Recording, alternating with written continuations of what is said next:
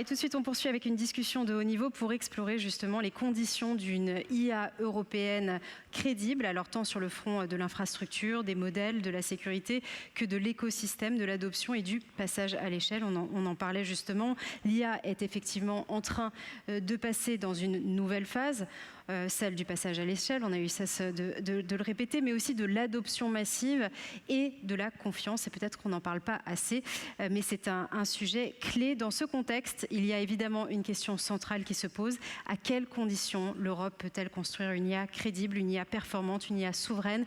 C'est tout l'enjeu de notre prochaine discussion. Merci d'accueillir Emmanuel Leroux, directeur général de Bull, Igor Caron, CEO et fondateur de Lighton, et Mathieu Feuillet, CISO de Dassault Systèmes. Merci de les accueillir.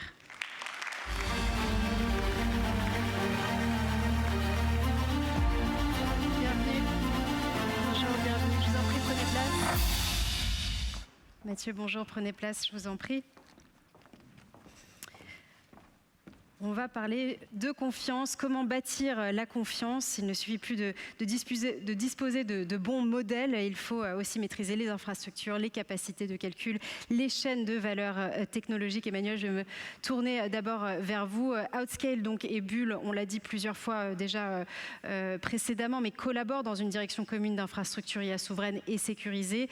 Cette chaîne de valeur européenne peut être une alternative qui est nécessaire dans un contexte de tensions géopolitique, j'ai envie de dire croissant, ou en tout cas de plus en plus volatile et incertain.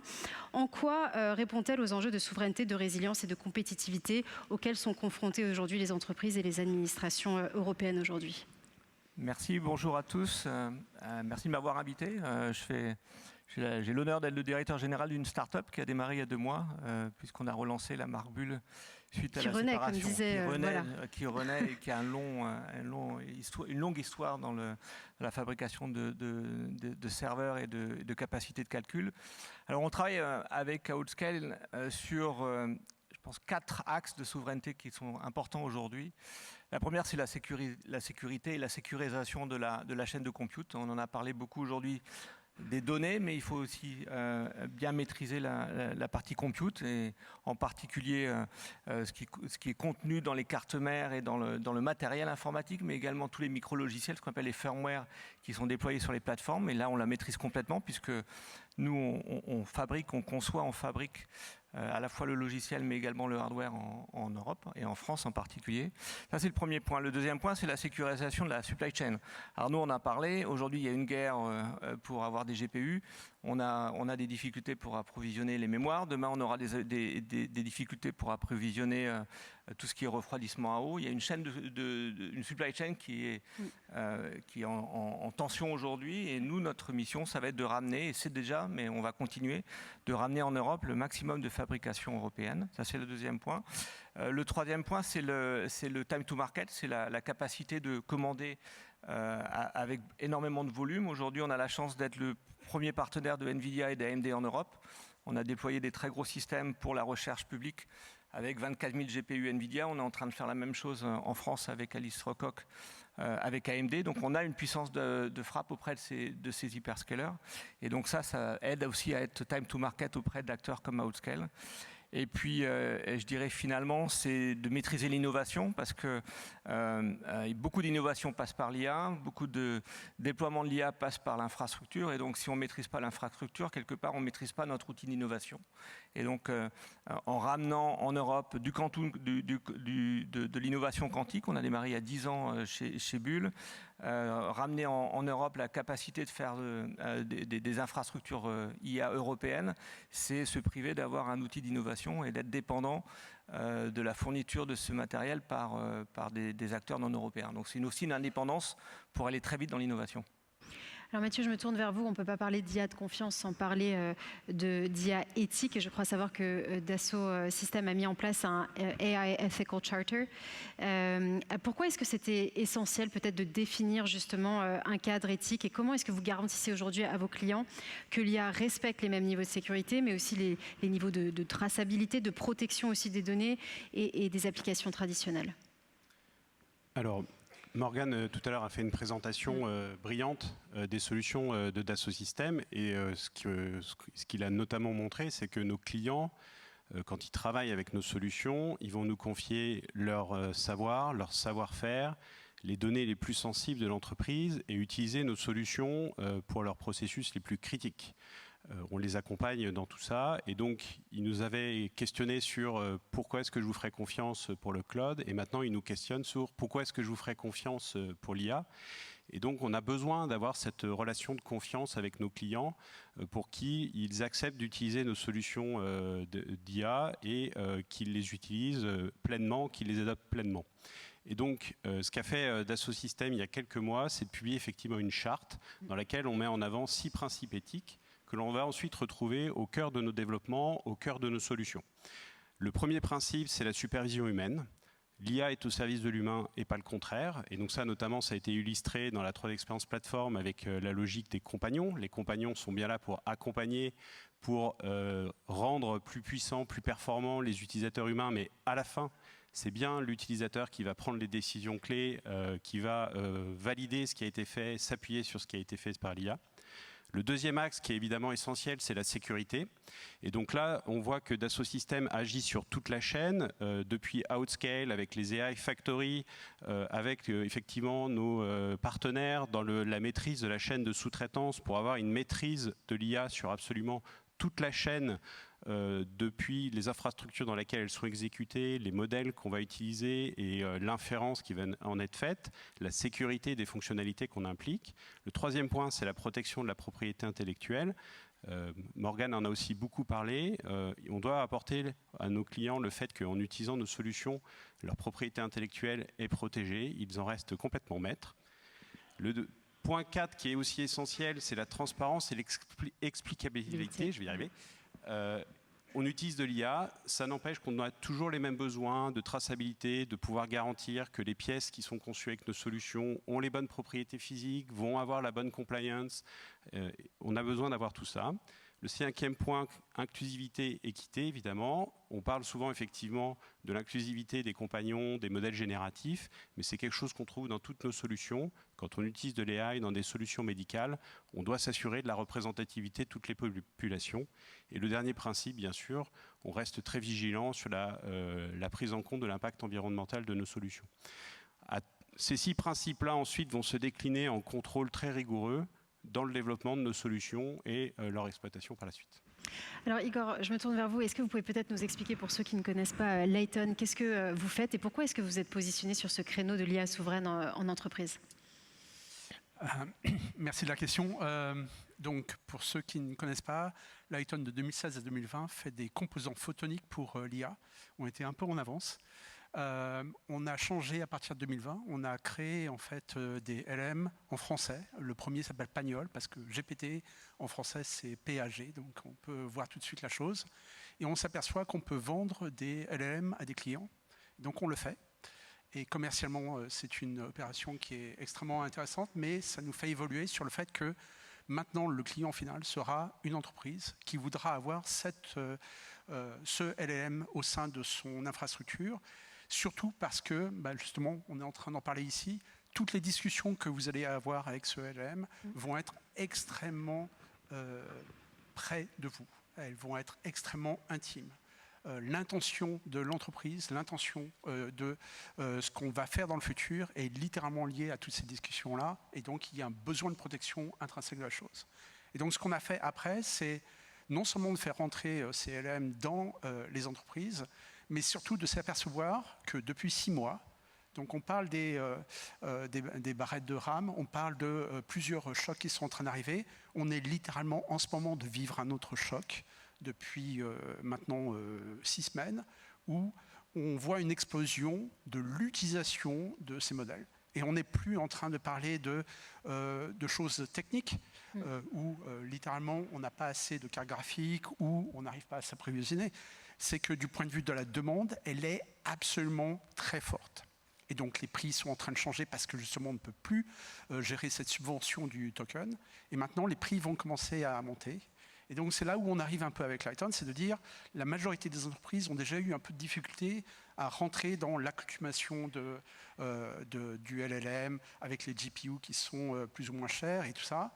Ce qu'on veut, nous, c'est faire en sorte qu'une grande majorité de toute la discussion qui se passe avec ce LLM se fasse en majorité sur des cartes de puces normales, des CPU, comme on les appelle.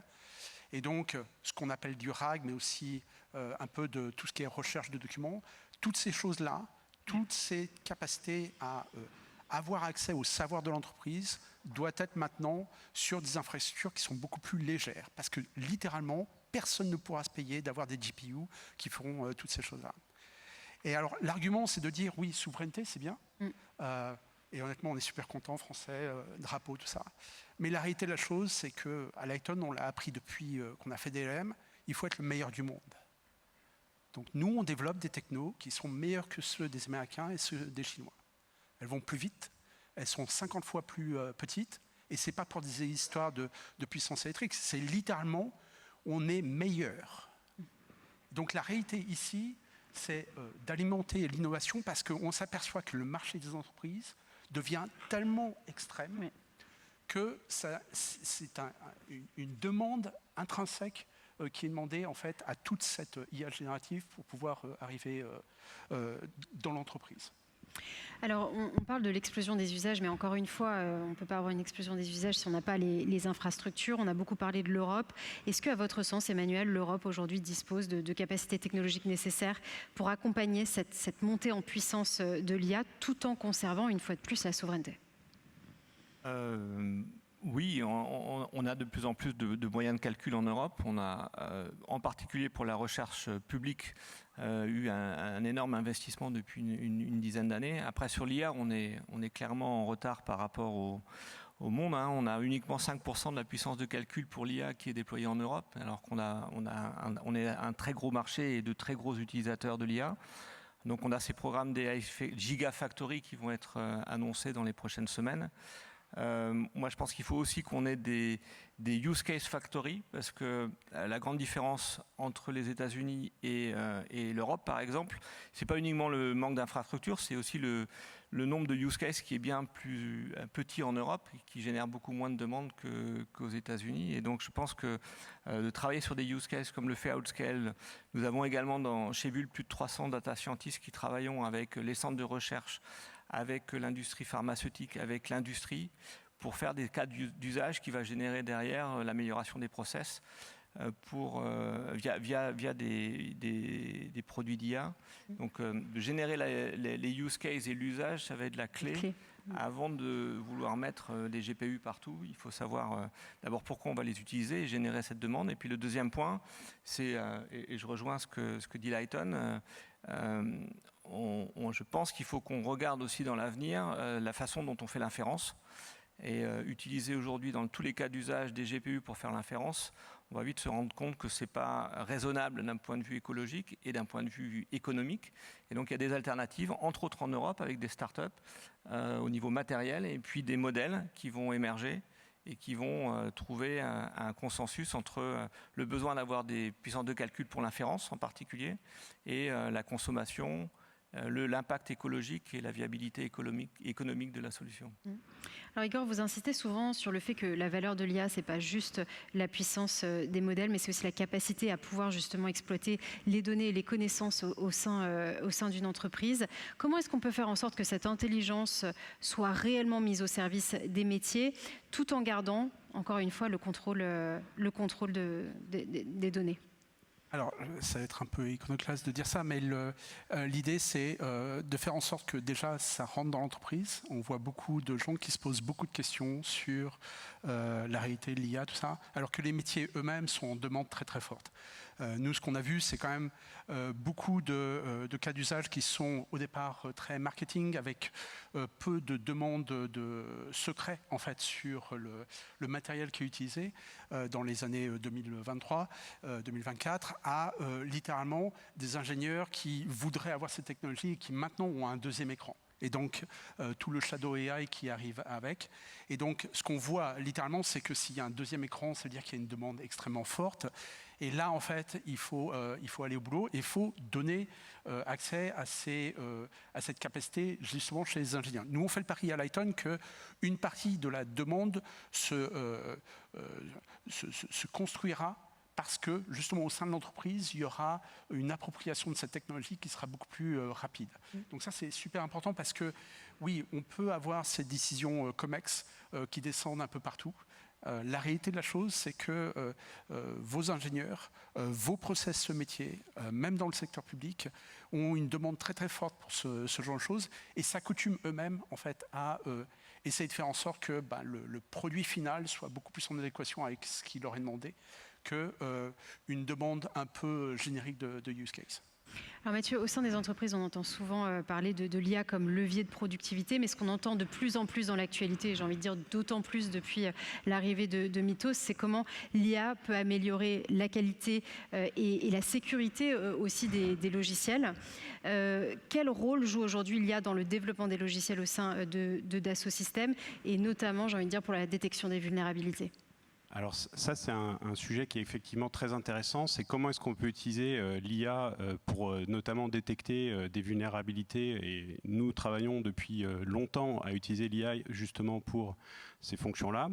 Le retour d'expérience qui est assez intéressant et qui, en fait, sur ce cas d'usage très précis, illustre toute la force de la stratégie d'Outscale et de Dassault Systèmes, c'est que finalement, tout ne repose pas sur la puissance de tel ou tel LLM pour retrouver les choses, mais bien sur le fait d'en utiliser plusieurs, de les mettre dans une architecture de raisonnement, de finalement appliquer ça un petit peu sur le jumeau virtuel de notre propre code source et d'utiliser différents LLM pour différentes fonctions, trouver des vulnérabilités, vérifier que c'en est bien, éventuellement proposer des voies de correction. Et là, ça devient un outil extrêmement puissant, complémentaire de ce qui existait déjà au préalable pour corriger les vulnérabilités. Et puis, ça nous permet aussi d'arriver à des niveaux de performance qui égalent ou surpassent les meilleurs LLM sur le marché.